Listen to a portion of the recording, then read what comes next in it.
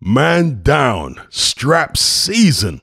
Errol Spence puts in a fantastic performance, beating up and stopping your Dennis Ugas in 10 rounds to unify the IBF, WBC, and WBA World Welterweight titles. Let's talk about it. In the first round, Ugas was very sharp with the counter punches. As we know, he's a very good counter puncher. So he was looking for the right hand. He caught Errol Spence a few times with left hooks as well. He was also targeting the body, and Ugas looked very physically strong. And I think Spence sensed that. He thought, okay, this guy's strong. He did come in a few times, Errol Spence, and tried to push Ugas back, but it's like he was pushing up against the brick wall. The guy wouldn't go backwards. So on the outside, Spence was using his jab. It was clear he was going to be the more active fighter. We know that Ugas is not the most busy fighter in the ring. He doesn't have the highest work rate. He prefers quality over quantity. And Spence, again, controlling stuff on the outside with a jab, but being wary of those fast counters from Ugas, those strong counters from Ugas, also the body shots and the left hooks. In the second round, Spence did a bit better. The first round was kind of, I don't know, you could have given it to Spence, maybe given it to Ugas. It was a close round.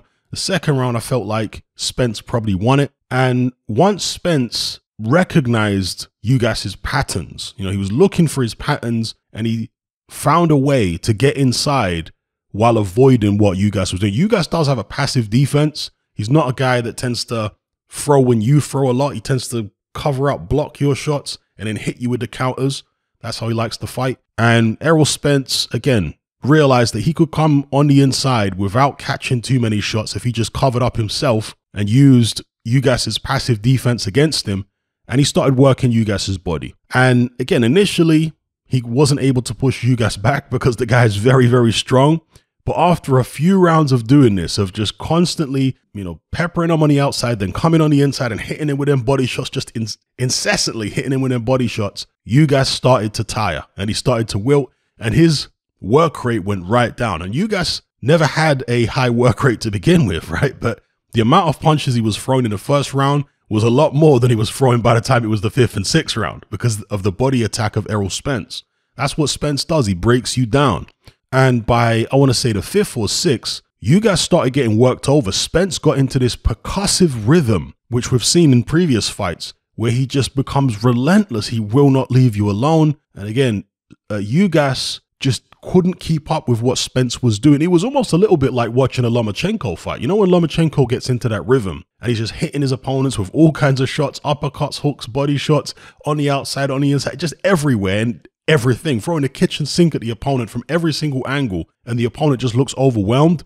That's how Ugas looked after about 5 or 6 rounds. He was just overwhelmed. The punches were non-stop and they were coming from everywhere. So there was nowhere to hide for Ugas in the ring. And even though Ugas is a very physically strong man and he's got a great guard, as we know, the shots were getting through. The shots were chipping away. The body shots, the shots on the arms. Spence was just relentless with it. Now, there was a strange moment in the 6th round where Ugas, against the run of play, landed a right hand that knocked Errol Spence's mouthpiece out. And rather than carry on fighting as you're supposed to if your mouthpiece gets knocked out, Errol Spence kind of turned away and looked at his mouthpiece on the ground, which was really weird. And at the time I was thinking, was Errol Spence badly hurt? Is that why he looked at the ground like that and did something weird rather than keeping his eye on his opponent and protecting himself at all times? I don't know. Spence, after the fight, in the post-fight interview, said no, he wasn't hurt at all, but you know, it was just a rookie mistake. But you do have to wonder what was going on there, because it was a really strange thing for Errol Spence to do. And while he looked at the ground at his mouthpiece, your Dennis Ugas cracked him with another right hand. But what was even more strange is when Ugas cracked him with a right hand and Errol Spence kind of lurched back into the ropes and he looked hurt at that point. I think you could see his legs reacted and he did look like he'd got buzzed there. What was more strange is that Ugas didn't jump on him. Ugas, who'd been getting worked over, let Errol Spence off the hook when he had potentially his only opportunity to actually get himself back into the fight. So that moment came and went. Ugas didn't jump on him and Spence was able to recover. Spence actually moved around the ring. That was one of the few moments in between the, I want to say, 3rd and 6th when Errol Spence backed up. is after Ugas landed them shots on him. So yeah, the opportunity was gone for Ugas. He let it pass him by. And in the 7th round, Errol Spence came back with a vengeance. I mean, he punished Ugas for having that success in the 6th round. Really worked him over. And Ugas's eye, we talked about Errol Spence's eye because of the fact that he's had this retinal detachment and what have you.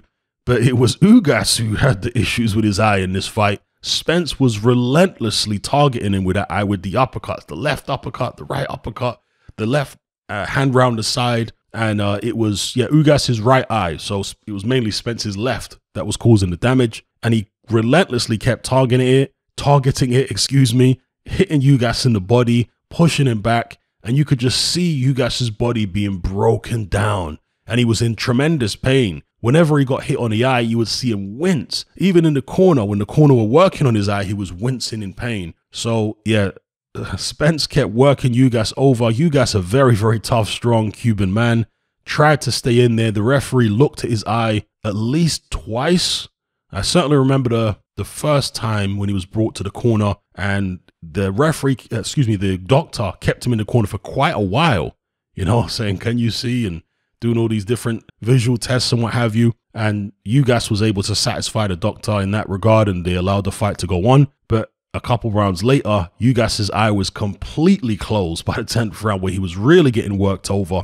And this time, the referee brought him to the corner to see the doctor, and the doctor decided, nah, he can't continue. The eye was completely closed, and Ugas was getting worked over. I know in the post-fight interview, Ugas said that he wanted to continue until the end.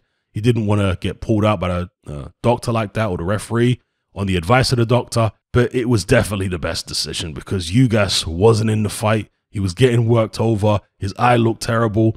And for all this talk of Spence's eye before the fight, we need to be more concerned about Ugas's eye, that he doesn't have a detached retina or anything like that based upon the injury we saw there. So overall, this was a fantastic performance by Errol Spence. I mean, he said that in the first few rounds, he didn't quite have his timing.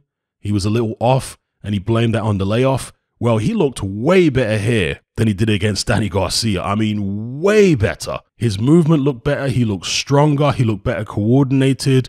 I think it was it Spence or his trainer that said that he was only about maybe 40 or 50% of himself against Danny Garcia. And judging on this performance, I can believe it because this was at least, 50, 60% better than the Danny Garcia version of Errol Spence. This was an Errol Spence that looked scary for any welterweight out there. In the lead up to this fight, I had a lot of questions in my head about Spence, the residual effects from the crash and all this kind of thing. How long can Spence go on for? Will the injuries that he suffered in that crash catch up to him sooner rather than later? How many years does he have left in this war? These are the kind of things I was thinking, going up against the guy who's been more active in Dennis Ugas, a guy who's real strong. And, I think I did pick Spence in my pre-fight video because I do believe, and I always have believed, he's a better fighter. But when you've had such a horrendous physical trauma and also psychological trauma as Spence has with the car crash, again, there are questions. But he answered, I would say, most of those questions tonight. Now, the only question he didn't really answer is with regards to how much punishment his body can take, because he really didn't take that much punishment. He took a few shots early on, but once he found his range, once he figured out where he needed to be in the ring to avoid Ugas's shots, or to basically allow himself to land his shots before Ugas retaliates, which was deep in the pocket. That's where he decided he needed to be. Once he figured out, he really wasn't taking any punishment. Ugas threw the occasional shot back, most of which Spence blocked. He saw the angle the right hand was coming from. He found it predictable. And yeah, he just went to town on Dennis Ugas and really didn't take much back after that. So yeah, we don't know what Spence is going to be like if he gets hit a lot, but it's difficult to hit Errol Spence a lot. So if there is any residual issues physically from the car crash, it's going to take one hell of a fighter to actually expose them, because you're going to have to deal with Errol Spence's relentless attack. It was kind of Hagler-esque. It was kind of Hagler against Mugabe. When he broke down John the Beast Mugabe and stopped him late, it was kind of vaguely reminiscent of that. Spence is going to be a very, very tough guy. a tough hombre. I understand that Terence Crawford has tweeted about it and he says no more the other side of the street stuff. Let's get the fight on. And a lot of people, certainly after the Danny Garcia fight, were siding with Terence Crawford. I think I might have even been siding with Terence Crawford. I think a lot of people are going to be changing their minds after this. This was a tremendous performance. Now, look, Terence Crawford, of course, is a very, very different fighter to your Dennis Ugas. He's much more mobile. He's much more tricky. He's much more versatile. So it's a completely different kind of fight. Your Dennis Ugas obviously played into Spence's hands by being right there in front of him, because we know Spence likes the short punches and the hooks and uppercuts and all that kind of thing. He can box long too, as we know, but he really likes being on the inside and bang into the body. And because Ugas has this passive defense where he just puts his guard up, that's like an open invitation. That's a red flag to a bull when it comes to Errol Spence. Terence Crawford, of course, isn't going to do that. He's not just going to stand there with his hands up and have this passive defense and allow Errol Spence to wail away in the hope that he somehow manages to spot a gap in Spence's guard and then hit him with a right-hand counter like Ugas was doing. No. Terence Crawford's going to use his legs. He's going to be moving around. He's going to be popping Errol Spence with jabs. He's going to be perhaps switching from southpaw to orthodox. It'll be a totally different type of fight. But nonetheless, Spence, if he manages to get into that percussive rhythm against Terence Crawford and does manage to pin him down, Crawford's going to have to show us something. Because that guy is relentless. He is an absolute beast on the inside.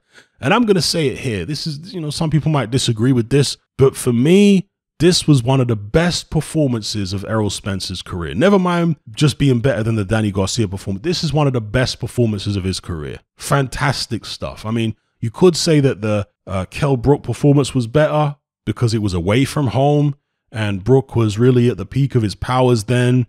And is he I guess he's a more athletically gifted fighter than your Dennis Ugas, maybe a bit more versatile. But Spence had trouble in that fight. It's not like Spence went in there and just dominated Kell Brook from early on in the fight.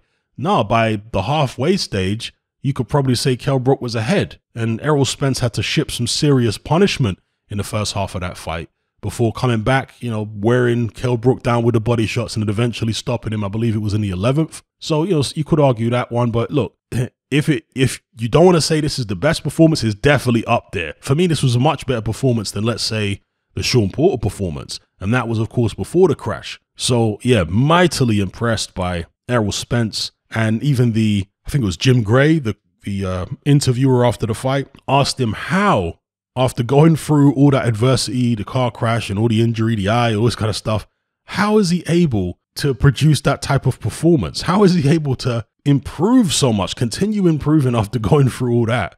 I will never know. Maybe he's like got a skeleton like Wolverine or something, bro.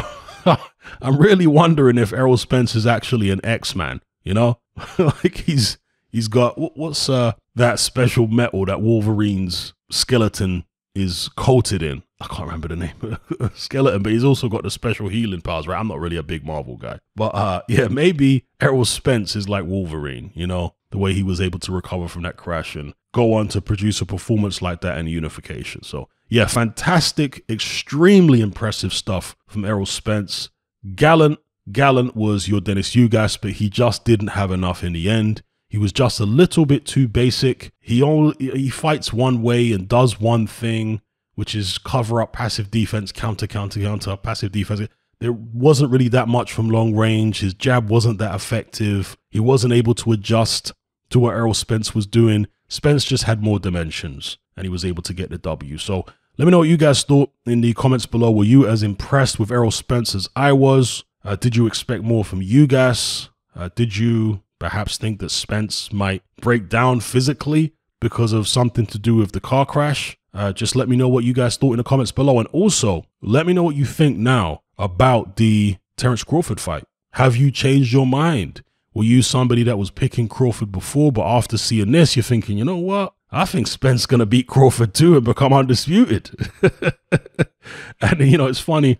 People are talking about Conor Benn. Dear, oh dear. I mean, I know Eddie Hearn doesn't want to put Conor Benn in there with the top guys right now. After watching Spence do that, now you can see the gap between a Conor Benn and some. I mean, you could always see it, right? But this emphasizes the gap between a guy like Conor Benn and Errol Spence, a young up-and-coming contender, prospect, whatever you want to call him, and the guy at the top of the food chain. He is a long, long way. Yeah, so as good as Conor Benn looked, you know, doing the business, doing what he was supposed to do against Chris Van Heerden, I'll do a separate video on that. Yeah, long way off fighting the likes of Spence. So anyway, cover that separately. Let me know what you guys thought about this performance right here. Let me know what you think about Spence versus Terence Crawford. Who wins that one? I'm out.